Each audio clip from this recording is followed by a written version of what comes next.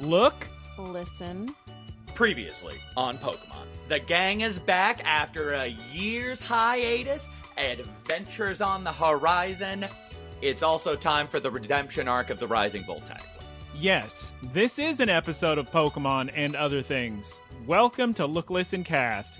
If you recall from last week, this is a part 2 of last week's episode. That's right. It's 146, but some people might think of it as 145 and a half. You be the judge, Taylor. I'm probably just going to say 146 because it's a full episode. It's a full, well, almost.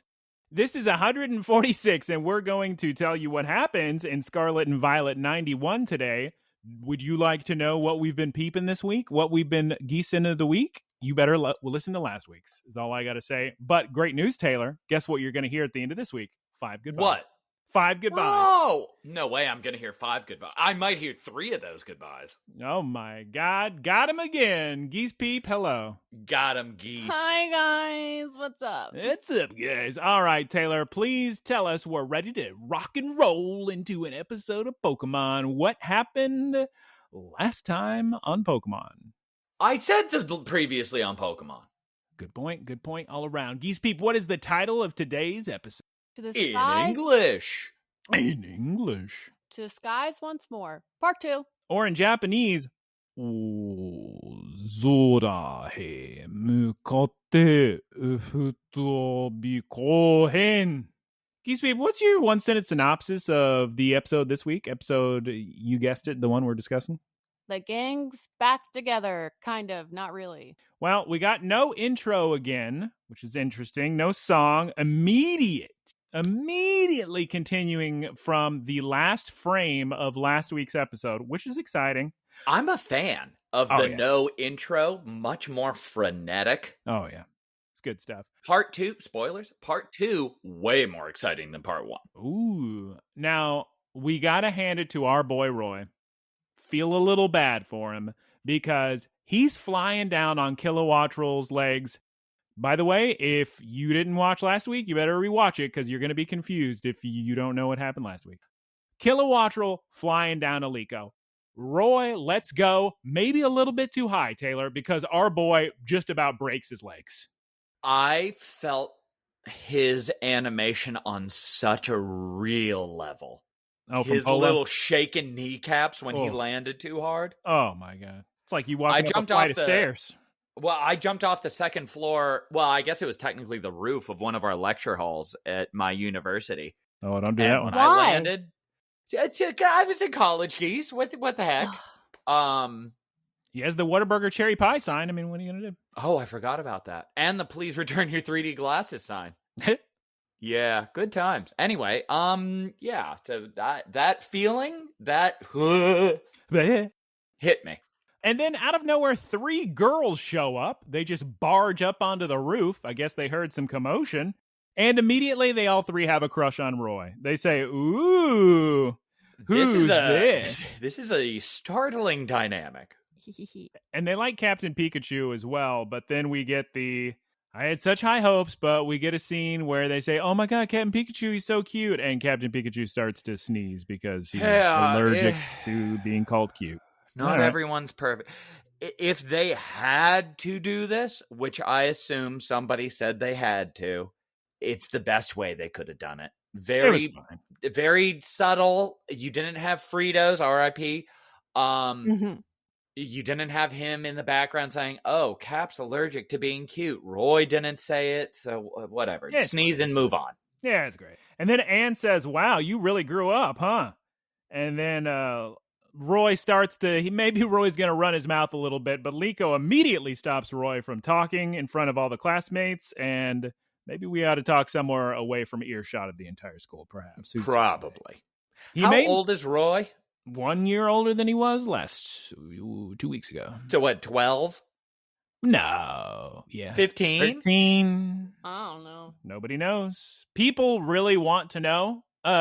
People are always Googling, the little shippers, Taylor, like the people who want Methio and Liko to get together. They're like, well, hold on. Think of Liko's like 14, Methio's like 19. Who's to say? Let's say everybody just wants to play Pokemon Master. The only people we can ship are Fritos and Oreos. Or Oreos and Ball Girl. Oh, I thought you were going to say Oreos or Oreos and Fritos. Okay, yeah. Roy, let's get off this roof. You may discuss Rising Bolt Tacklers or something like that. Who's to say? In somewhere less private than the roof. Well, there's a lot of people up there.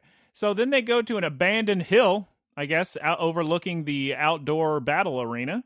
And turns out, guys, it's a day off of classes today. So who knows what sort of mischief we can get up to today. All sorts of adventures. Great timing, Roy. The whole point was that they were going to train because it was their day off. Exactly. And we see a Mudkip and a Marsh Stomp and a Grotle, and a Charizard and a Pignite. And please tell me one of you noticed the Squirtle, who was drawn in his Generation 1 Ken Sugimori key art. He was just doing the pose from the first games. Oh, that's sick. Very funny to me. And then they show Roy the school a little bit. They say, look, Roy, there's our dorms. That's where we sleep. There's where we have classes. Over there's the cafeteria. Roy says, cafeteria? Now you're talking. You guys got a cafeteria? Say no more. In this joint? Oh, you got food? You guys got food? Taylor and I can relate to our boy. We would have the exact same reaction. 100%. I would be in that cafeteria so fast. I'm so hungry. Geese, I'm on like week 9 of my diet. I'm starving. Oh, no. I had like 10 French fries last night and I almost lost my mind. Oh, God. Okay, so we cut to the cafeteria. Very exciting. All the Pokemon are eating. And here's the thing. Turns out Liko hasn't been in touch with anyone for this entire year. And we learned the sad, horrific truth about the Rising Bolt Tacklers. Isolating during depression. Exactly. Everybody tried to find Fritos. They couldn't. So the Rising Bolt Tacklers disbanded. And Exceed blocked off all of Laqua. So this is where my theory comes in of maybe he's not dead. Maybe he's just in a holding cell in Laqua. I mean, definitely he's not dead. Definitely he's in that Laqua area. I kind of feel bad for Anne in this scene because this is the first she's heard of any of this. Liko hasn't told her a gosh darn thing about any of this. But it's to protect her. The less she knows, the better. Yeah, that's true. And immediately they're interrupted by more kids, always bothering everybody, to ask Anne about battling questions. And then, so she runs off, and now it's just Liko and Roy alone. And Roy tells Liko about Dot reaching out regarding the Lockwium-affected Pokemon. And he's saying, we didn't destroy it all. We have to go back. And Roy says to Liko, dead in her eyes, straight to her face, Liko, I need your help. And I need Pagogo-chan too. But Taylor, Pagogo-chan, as previously mentioned last week, hasn't come out of his Pokeball in an entire year. And spoilers, will continue to do so. And spoilers, Liko starts to cry. Her eyes well up, and she says, Roy, I'm sorry. I cannot help you. And Roy's reaction, he was so understanding. He was like, oh, well, that's okay. It's no big deal. And we get such a funny scene. I mean, to be fair, she wasn't doing anything to help before. Oh, Taylor, come on. She's the guardian of light. Oh, I got to show you something, Taylor. And it's so funny. And it's the entire reason we call the 6 heroes of light. One sec. When I saw this video game, I started laughing so hard because it's the entire reason we've been calling them the 6 heroes of light. Because of Final Fantasy, the 4 heroes of light, which is a spiritual predecessor to Bravely Default. 100%. I think it's by the same team and the same art style. Probably. The nerds. Yeah, you're right, Geese. Anyway, back to this episode of Pokemon. Yep. This next scene is so funny. Very funny scene of Anne running back up to find Liko in tears and Roy just smiling. And Anne says, guys, what happened? And Liko's eyes still welling up. And Anne says, guys, I think I know what you two need. I think I know a battle-starved trainer when I see one. Let's have a battle between you two Pokemon trainers. And Roy says, sick, because I just caught myself a shiny Mega Lucario and Kalos, so I'm going to have the time of my life in a battle. I'm feeling so bad for Liko at this point. Me, Roy, I've been backpacking across Europe. You wouldn't believe all the adventures I've had. I have my own little fan club. I have a little protege. I've got everything. Me, I'm on adventures. I'm solving mysteries. I'm collaborating with Dot. Oh, yeah, I'm doing everything. He's got everything but the hat. Captain Pikachu is my partner Pokemon.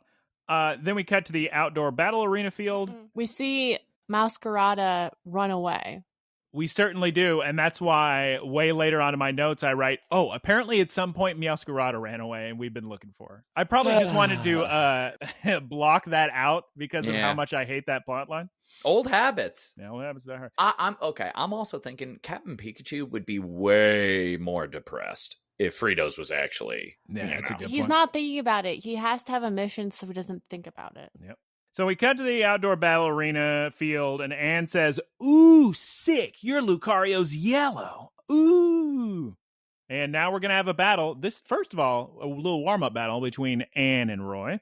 So it's gonna be Samurott versus Lucario, and the battle begins. Lucario. This is what I was actually talking about earlier, with the animation, or I was talking about last week, where part of this battle is literally just their two character models glued to one another, not moving. I don't remember. When does that happen? I don't remember that either. So I kind of jumped the gun a little bit, but they're gonna have episode 3. Yeah. They're gonna go away. They'll cut away from this little fight, and then when they go back to it, Liko or another student sees them fighting from above, and you can just see their two character models not moving. I see. Lucario, use Flash Cannon. Samurott, use Hydro Pump. Dodge it. Metal Claw. Razor Shell. Oh my god, Geese Peep. Is that Samurott using the two-sword style? I loved that. Is that an actual thing in Pokemon? I not in my memory. Okay, so it's just talking about One Piece then. That's good. I don't know. Who's to say? Oh my god, it's using Drill Run. God, it's three-sword style now. Holy Which is definitely 100% a One Piece reference. At this point, a crowd is formed, as one does when a mysterious child from the skies and their ace trainer are having a very cool battle with a shiny Mega Pokemon. Shiny. How often does shiny Pokemon show up? And exactly. Roy has 2. So rare. Well, he doesn't have shiny Rayquaza, but I mean, he does. Well, we know that's where this is going to go. I'm telling you right now, there's some rumors starting in the little classroom because there's a kid walking around saying, I think that kid is from the Rising Volt Tacklers, the evil organization that destroys the environment that Spinal and the Explorers have got to stop. So somebody needs to kind of break that down for me. How does anybody know that Roy is in the Rising Volt Tacklers? I also had the same question. Probably in some propaganda video, he was in a shot or something. Okay. Maybe Captain Pikachu, the hat. And this is where I write, oh, by the way, by this point in the episode, Meowscarada has gone missing and Liko is looking for her. Yeah, ignoring the battle. Does she smell a sweet scent, perhaps, that will lead her to Meowscarada? Just Absolutely. like when the series started. Exactly. And Hatterene points the way because only Hatterene has the magical power of scent. Turns out Meowscarada's just been sitting on a roof watching the battle. And we're getting deeper, Geese Peep, into Liko's depression. She's getting sad. She's saying, Demo watashi wa, or in Japanese, Demo watashi wa. Everyone, Taylor, in her life is moving forward. New adventures, new Pokemon partners, but not her. She's been at school. Yeah, she's fine. She's overthinking it. Luckily, Meowscarada is trying to make her feel Whoa. Liko's overthinking something? Oh! Gabogoo. Luckily, Meowscarada is going to try to make Liko feel a little better with a little flower trick. Oh, yeah. And then she just jumps off the roof, and I write, is Meowscarada saying, Liko, follow me? I'm not sure. Or is she just leaving? End it all? I don't know. Die, Liko. Well, we cut back to the battle. We got some sick Pokemon battle music going. It's wonderful. It's so hype. And we got, like I said before, spoilered in the previous couple sentences. The rumor is spreading fast, Taylor. Every single kid, all they can talk about is, oh my God, Rising Voltaggio. He's from the Rising Voltaggio. Oh my God. The Rising Voltaggio. They're awful. Oh, they're destroying the environment. I can't believe it. How could Anne allow this? What's Liko got to say for what's herself? Anne doing? They're not even, the explorers don't like them. Yeah, it's spreading quick.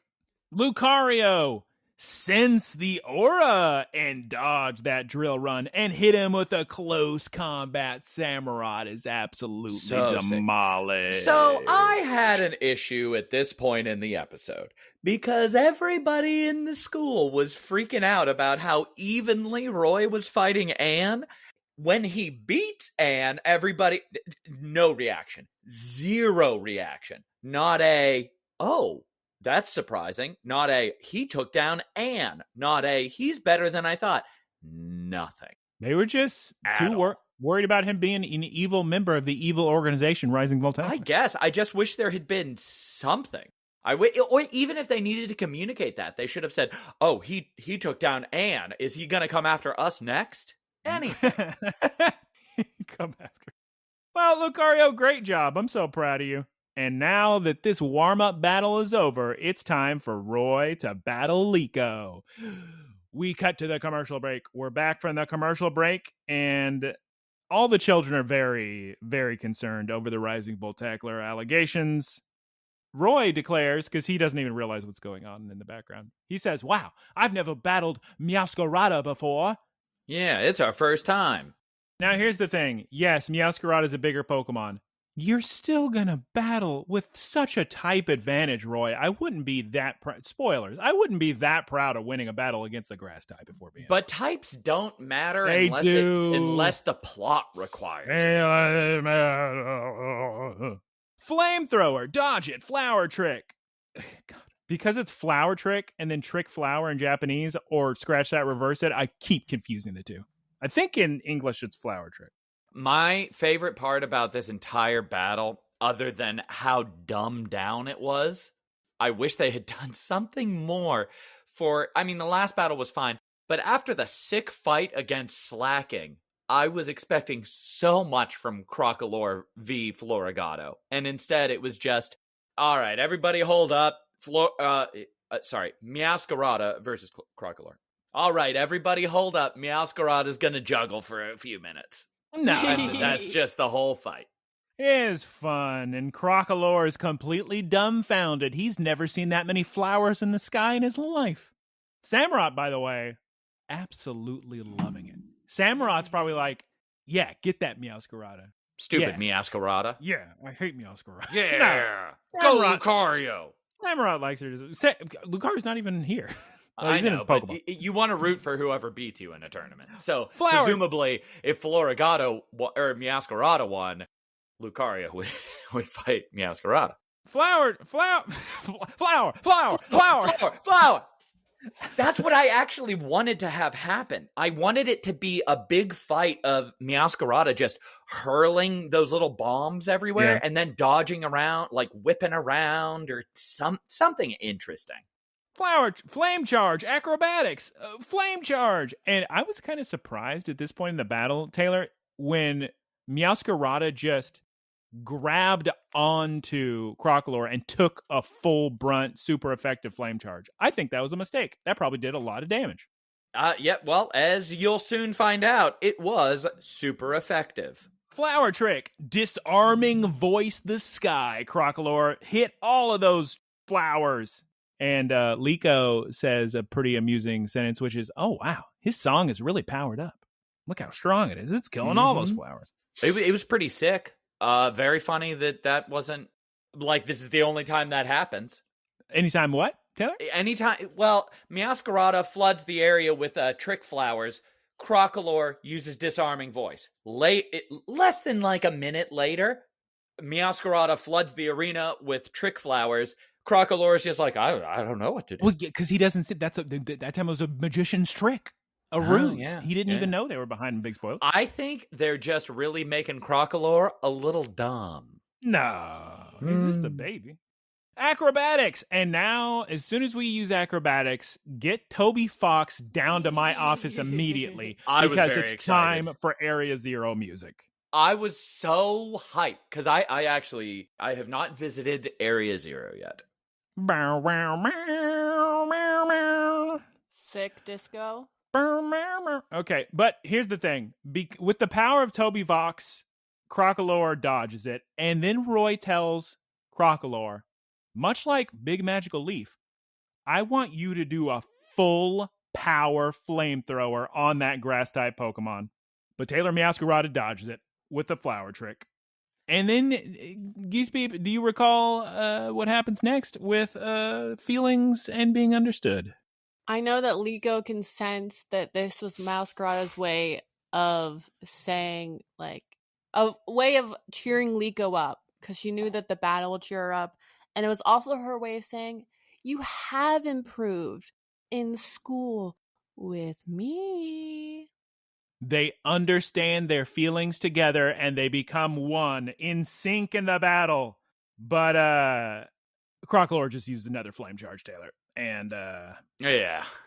Then we get actually a pretty cool move, I would say, which is Meowscarada wrapping Crocolore up in not invisible strings. Yeah, well, like Doflamingo Don Quixote. Don Quixote Don Flamingo. By the way, Taylor's Anime Minute of the Week. This episode already referenced One Piece with 2-sword style and 3-sword style. Referencing it again with I can't remember what they call it in English, the string fruit or whatever Don Quixote has. If you want to hear sick voice acting, go look up Don Quixote and his introduction to the area of Dressrosa in Japanese. That voice actor is just reaching for the stars. It's such a sick line. Reach for the stars. So I would describe this move as leaf piano wire, maybe. But yeah, I think in the episode they call it invisible vine. Anyway, Meowscarada completely wraps up Crocolore and Roy yells out, stomping tantrum out of that. And to stop Crocolore, Taylor, Meowscarada pulls Crocolore up into the sky, and it looks pretty sick, honestly. Looks like she's telekinetic. I really like this part. Were you a fan, Taylor? Yeah, it's pretty sick. I mean, Crocolore kind of looked like a balloon. Yeah, it was sick up there. But then Crocolore just uses flamethrower, and so she drops him. Most of this is... I don't really know what the point of the fight between these two was. I think it should have just... I guess it's the first time they fought, but like it was a very silly fight. They're just trying to she's just trying to cheer him up, have some fun, battle, what have you. This next scene, it wasn't super clear to me. Somebody is very disoriented. I don't know if it's Crocolore, I don't know if it's Roy, but somebody's seeing stars, basically, and they can't find Meowscarada's flower. Where did it go? Oh my God, Taylor. While, let's assume it's Crocolore, was disoriented, Meowscarada was secretly putting up several flower tricks behind him where he can't even see. And then they all explode on him. Oh my God, so much damage. So sick and so poorly animated. And I think to myself, is this boy knocked out? The answer to that question, no. He's still alive because he's a fire type. Yep. But then it's as if the battle is over, because everybody just starts saying, wow, great job, everyone. Liko, you sure have improved. All right, now let's continue the battle. What, Taylor? It's time to terastalize. Geese beep. As if I'm pure imagination. And you know what time it is. If we're terastalizing, that means we got a flame charge. We got to do a magical leaf. Honestly, make that magical leaf bigger. Follow it up with the flower trick. Flame charge. And big surprise, Meowscarada's knocked out. Much like the last time Liko and Roy had a big giant battle. Taylor? Was it? I can't even remember their last battle. Yes. Yeah, I think Roy won. I think Roy won last time. Probably. This is correct. Well, Roy stays winning, as the kids say. It was the final, their Terestal final. Yeah, remember? We did a whole episode Yeah, on it Taylor, today. remember? It's been that long? I thought for sure they had another goofball battle since then. Yeah, they must have, right? So, yeah, good job, everyone. But again, I'm sorry to keep repeating myself, guys, but type effectiveness, guys. Come on. I mean, it's not that impressive. See, Yeah, I guess she still does need to go to school. Yeah, I guess. Oh, Yeah, got her. she was interrupted in her class with typings. That's so true. And So how on earth are you going to know that Florigato, a grass type, is weak to fire type moves? Roy could have been yelling out, "It's super effective," to throw her off. That's a good point. He is always doing that, lying for an advantage. Mm-hmm. Well, at this point, a bunch of children, a bunch of students at Indigo Academy approach Roy, and they straight ask him to his face, and they say, "Hey, mysterious young man, is it true? Rumors on the playground? Are you from the Rising Bolt Tacklers?" And he says, "Yeah," because he doesn't think there's anything wrong with that. Much like Taylor, I guess Roy doesn't use social media. He's unaware that it is not cool to be a Rising Bolt Tackler in 2025. I'll tell you that. So I was laughing so hard. One, because I know this is my third time saying it, but that is a very Monkey D. Luffy thing to do. Two, he's been contacted by Dot. So that means Dot, whose life is social media, has not told him that the Rising Volt Tacklers are being villainized. That's pretty funny. She's probably like, he's better off not vilified? knowing. Is it Sure, vilified? vilified. Yeah. Villainized is not a word. That's a good point. And Liko is like, yeah, and I am too. And then we do not see the children's reaction. We just see her smiling for like 10 seconds. So before that happens, all the kids say, "Anne, why are you letting filthy criminals on our school grounds? Liko, explain yourself." And instead of, like Taylor and I always say, it's our biggest frustration in any entertainment when a simple one-sentence explanation could solve so much. Instead, everyone just lets people be misinformed and cause enormous problems. Instead of explaining that Spinal is lying, she just proudly says, "Yeah, I am a Rising Volt Tackler." Yep. And we don't see the reaction. It's a mystery. Who We're knows? never going to know. We don't even know what Anne has to say about it. No, Yeah. we'll never know. We then get a very cute scene of Captain Pikachu jumping off of Liko's shoulder. And did you see Geese Peep him saunter off? How they kind of zoom out and Captain Pikachu just on marching? Adorable. Taylor, we're about to cut to a certain time of day. Oh, that's right. I was waiting for it in the last episode, and here it is. It's sunset. Woo! Liko sends an email on her phone, and I love the animation of her email client. It's a little Pidgey carrying a little letter animation. Very adorable. She grabs Pogogo-chan's Pokeball and says, "You know what, Pogogo-chan? I'm quitting school. I'm blowing this popsicle stand. Let's go." And then we cut to spoilers. I believe, last episode. We cut to what I believe is the very first bus stop from the very first episode of Horizon Season 1. Couldn't be. No way. And Roy and Anne are sitting on there with all their Pokemon, and they're discussing Liko, and her ears must be burning, Geese Peep, because then Liko appeared. And she says, "Let's take back what was stolen from us. The truth of the Rising Volt Tacklers." We then go, Taylor, straight into the credits. I think, wow, episode's over? Not even a to be continued? And I'm thinking, no way the episode's over. I had a hunch that an uninformed, just pure out of nowhere grasp it with my hands or my eyes closed hunch that we were in for some Spinal. That's correct, Taylor. We watched the full credits, but it turns out there's 2 additional bonus after credit scenes. Speaking of bonus, here's Spinal. We're so close to Spinal, you can't believe it. By the way, in the credits, we see some interesting details. I don't know if you noticed this. It kind of looked like in one shot, they showed the flag from Team Star. I may be mistaken. It's the flag of the Rising Volt Tacklers. Ah, well, wonderful. It's in storage at the... Never mind. Okay. Golly. But the credits include a Krabby, important to note. Also the Explorers. Shouts Remember, out to Krabby. did you see in the credit scene, we saw our girls, Sandwich Onigiri, Goofballs and Coral and Sidian? Yes? Shouts out. Shouts out. No Amethio, though, correct? If Amethio's not in this season, I'm deleting my Pokemon Home account. I mean, don't get me wrong. Amethio's going to be in this season, but don't have that be your punishment. I wonder what fun new outfit and hairdo he'll have.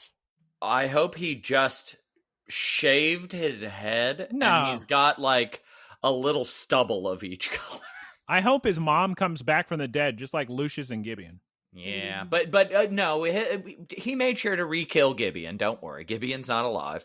Then we cut back to Anne. She's waving goodbye at the bus stop. I wrote the word odd. I don't know what that's referring to, but I will say something I found hysterical.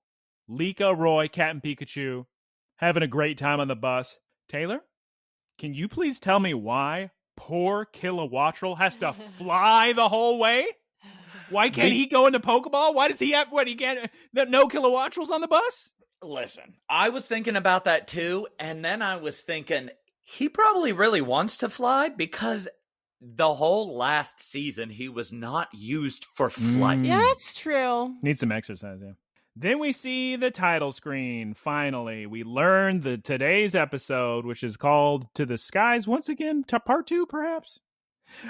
And after that, you thought it was over. You fools thought we would end episode 2 of season Mega Voltage on that. We wouldn't dream of it. We cut to the leader of the Explorers with his brand new Kyle haircut.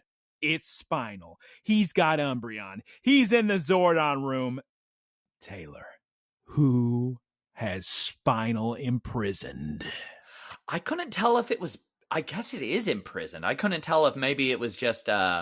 those were images of them. Oh, he's got them locked down. No. Oh. He's got the 5 heroes of light. All 6 of them. That's right, Taylor. Galarian, Really? Moltres, Arbo, Leva, Lapras. I wrote in my notes, Cleavor, no! I know! I saw Cleavor and I was thinking, well, show's basically over. What are you going to do? And Gouging Fire. That's right. All 6 of them. No Rayquaza. You think Rayquaza could be captured by Spinal? Only took me 7 seconds to remember his name. No, there's no way. No way, no how. I think Amethio probably saved Rayquaza. Yeah, maybe. That'd be sick. If Amethio was riding around on Rayquaza, that would be pretty appropriate. Shiny Rayquaza is going to get himself out of any jam. I mean, if he's in a pickle, he's getting out of it. That's all I'm saying. Like, what on earth is anybody going to do against Shiny Rayquaza? Nothing. That's what. Yeah. Arceus bows before Shiny Rayquaza. Okay. We get maybe one of the hardest lines in the entire series. Spinal says, while looking at his imprisoned 5 heroes of light, he says, he's talking to his Umbreon, the world will be kneeling before us in short order, just like the 6 heroes. Ooh. Does he say 6 heroes or just... He says just like them or something is what the translation says. But it's important to note he's talking about his imprisoned 6 heroes. Well, the 5. Well, the 5 of them. I mean, yeah. Come on. 6 minus 1. I mean, so what? Gouging. I mean, Cleavor's worth 2 legendary heroes at least. Come on. Well, if we're actually talking about like power scaling, Cleavor's probably worth all 6. So at this point, it's the 10 heroes of light. And thank goodness we get a to be continued screen because I don't feel comfortable if I don't see that it says to be continued. Well, because they could shut off the lights any moment. I know. Did they write to be continued on the end of every single episode except for the final Ash one where Ash and Pikachu walk off? I don't remember if they put. I think so. That's a thing, right? Yep. The episode's over. For some reason, I have written down here. Ult has a great soundtrack. I love those jazzy Japanese soundtracks, just that are a little goofy. I believe I said that earlier. I don't know why I wrote it at the end of this, but the episode is over, guys. I have high hopes. Wait, Taylor, did you say you like this? High hopes. It's off to work we go. Did you say you liked part 2 or part 1 more? I liked. I don't remember. I think I which like one them liked. on the whole. It's hard to divorce them. I like. Oh I don't my know God, if I Taylor. like part 2. What? Taylor, What? what if I just give them both the same score and That's then it accomplishes my ridiculous. goal? That's ridiculous. You suckers never saw it coming. 9.0, just like episode 1. Now I don't have to decide which one is better, and I can treat it as a full product. Joke's on you, Ooh. listeners. Yes, you all have fallen for my trap. You all, everybody. You all, yeah. This is a fun episode. I like this episode. I thought it was funny. Actually, it's getting a 9.3 because of the scene of Liko in tears and Anne walking up and saying, guys, what's going on? Very funny. Great. Delivered so well. I loved it. I really liked it as well, and I liked how concerned Anne was with Liko, and I liked the realistic expression of depression that Liko had. As a hashtag girly with depression, I can relate. There's a Japanese breakfast album about that, Taylor. Really? The Japanese Breakfast Club, you say? Yep. With Emilio Estevez? Yep. But I'm really curious if they're gonna address how the kids reacted to that. I'm sure in the next episode, right? They'll probably have it. They're saving it for later as a flashback. They already got on the bus. We're out of this. Popsicle stand. They made like a banana and split Geese peeps. Nice. Out. But they also know that Anne is like tangentially related to them. I hope that they don't ever show us the reaction, but they show us Anne just being incredibly depressed at school because no one talks to her. Her offer to join the fighting academy has been rescinded. Fighting academy? Yeah, she got offered by the dean of the Mimos Bebos, Blueberry Academy in Unova. Yeah, exactly. And now that's been withdrawn. No, they would never. You know about my boy Cyrano? He would never. Cyrano de Bergerac hates the Rising Volt Tacklers. I'm giving this a 9.2. 9.2 from Geese. Yeah, I really liked. I don't know. I also really liked how they handled Roy and Liko meeting up again. It felt kind of realistic, you know. Yeah, just business as usual. Let's fight. Let's see what's going on. Hey, I got this to do. Oh, you don't want? Okay, that's fine. Taylor, what score are you going to give this episode? How do you feel about it versus episode 1? It's tough because I like the new dynamics, but I'm less excited than I was about Roy. I think together, I'm going to give these 2 intro episodes compared to the rest of Pokemon a 9.2. Whoa. What? I'm lost. What is the score for part 2? Oh, I don't know. Say a 9.2? 3. Well, I liked it more than I liked it. I enjoy the episode, but when I think about the animation of the fights, I think it was bad. No, but the episode was good. Like, I'm excited for this season. Yes. So I'm gonna say this one was a 9.3. Last one, let's call it a 9.1 now. I'm changing it. Hold on, let me go back to last. That's unprecedented, Taylor. We've changed scores mid-episode. We've never gone back in time a week to change a score. Yeah, I mean, first time we're doing a part 2. Taylor. First time we're doing a part 2. They won't even know all bets are off for an entire week because you gave last week an 8.8. So you're telling me people are going to think for a week straight that you gave it an 8.8, and now you're changing your score to what? Exactly. 9.1.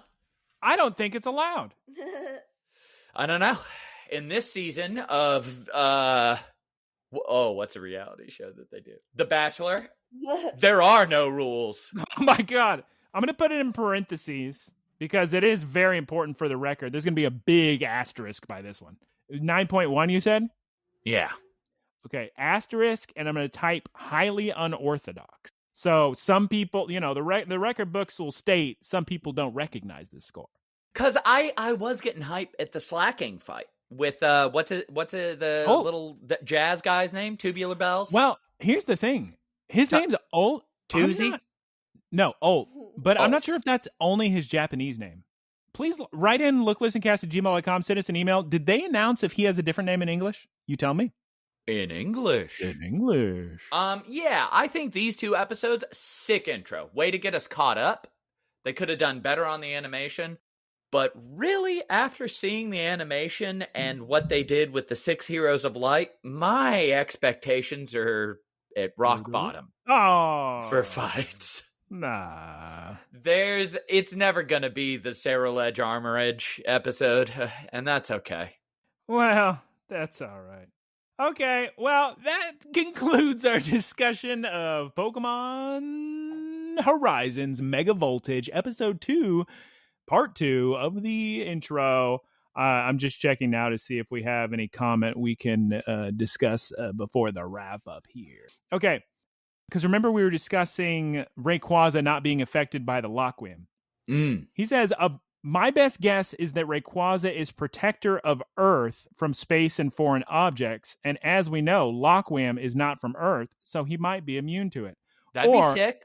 Or Rayquaza is just a very strong Pokemon, as Spinal said earlier, so you're more susceptible to Laqua if you're weaker, such as when Cap and Pikachu and Charizard knocked each other out. I actually really like fan theories like this because that's so, like, both of those are very sick explanations. With Rayquaza's environmental windshield or whatever he has on him, that certainly makes sense. And just being overall super sick also makes sense. And any tie to meteorites, which is what Rayquaza uses to Mega Evolve, I think that's not just in Pokemon Go, I'm assuming. He needs to know the move Dragon Ascent. Is that what you're talking about? Yeah. So that could bring with it some innate immunity to Laqua. Also, Rayquaza is the strongest out of the 6 heroes by a mile. So. Well, I mean, he's up there with Cleavor, but my point, Cleavor. That's neck and neck, you know. Get out of town.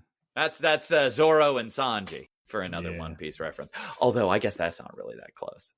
Don't tell Sanji. Taylor, would you? Here's the thing. This episode's pretty short. Do you want to throw in another anime minute? No, please. Okay. I want to go outside. Listen, when Ichigo shows up at the Seirete. All right, everybody. It's time for us to move on to the wrap-up. We're going to say goodbye. Actually, Taylor's Anime Minute, everybody go watch Pluto. It's so good. I know I've mentioned it before, but just go watch it. It is so good. Is that the Eddie Murphy movie when he's in the spacesuit? Very close. It is the Astro Boy kind of, it doesn't really feel like Astro Boy. It has a lot of, I think it's based on a very old manga, and it started so many tropes. And I saw one of the characters in it, which is like a robot that learned how to kill and has like a giant spear in it under a basement area, and it's been like quarantined and everything. And it's just a character that's in the game Lies of P. And it's how about that? Lies of P. Wow. It's Lisa with. It's not Lisa with an S. It's Liza with an S. I still hear it as Lies of P. Me too. I cannot hear Lies of P without thinking Lies of P. That's okay. That's fine. And I can't believe nobody else I've discovered does that. It's just us. I thought it was a streamer. The important thing is that everybody goes and watches Pluto because it's an incredible thriller. It is such a good anime. Very sick. All right. Let's move it on into the wrap-up. And Geese Peep, we were giving you the business so hard on Mom Poke episode because remember how you were like, I can't find the outro because I had to scroll. And then I says to Taylor on Mom Poke, I says, she's done this 146 weeks and she hasn't memorized it by now? No. Let's move on into the wrap-up, Taylor. Look, listen, cast. That's where you can find us on Spotify, Apple Podcasts, and YouTube. Please like and comment so more people can find us. Thank you to Keith for artwork. And thanks for complaining all week. We didn't thank you. Jeez Louise. You can find him at twitch.tv/keysquared. Shouts out to Professor Ticklebits for the website. And the boilerplate. Ooh, Herman Munster. Twitch.tv/prof_ticklebits. Also, please recommend this podcast to your friends, families, nephews, nieces, grandmas, grandnieces. Every time I picture a large monster truck when I say this. you're probably going to want to watch last week's episode if you're watching this week's episode, or else it may not make sense as a full podcast. But it's not, you think it's our decision? We're not the ones that decided to break the first episode into 2 parts. We're just following their lead of Horizon. If you're listening to this part of the outro and you have not watched the last episode, I'm impressed. Yeah, me too. Please send your questions to looklistencast@gmail.com. Corrections, yelling at Geese Peep over things. Make sure if you're going to yell at Geese people, do it in all caps, please. All right, it's time to say goodbye. And boy, howdy, are you going to get a lot of goodbyes. Because last week you got none. So now you're getting what, like 10 goodbyes? Make up for it? Goodbye. Goodbye. Goodbye. Goodbye. Goodbye. Goodbye. You're saying goodbye for 10 minutes. Goodbye. Goodbye. Ooh, lost connection. Reconnection. Lost. Goodbye. Howdy, y'all. It's me, Geese Peep. Thank you for listening to the Geese Peep Productions podcast. Geese Peep Enterprises, doing business as Peep Industries, together with its subsidiaries, is a diversified worldwide entertainment company with operations in media networks, talent management, parks and resorts, multimedia entertainment, and consumer products and interactive media. Geese Peep Enterprises is a Dow 30 company.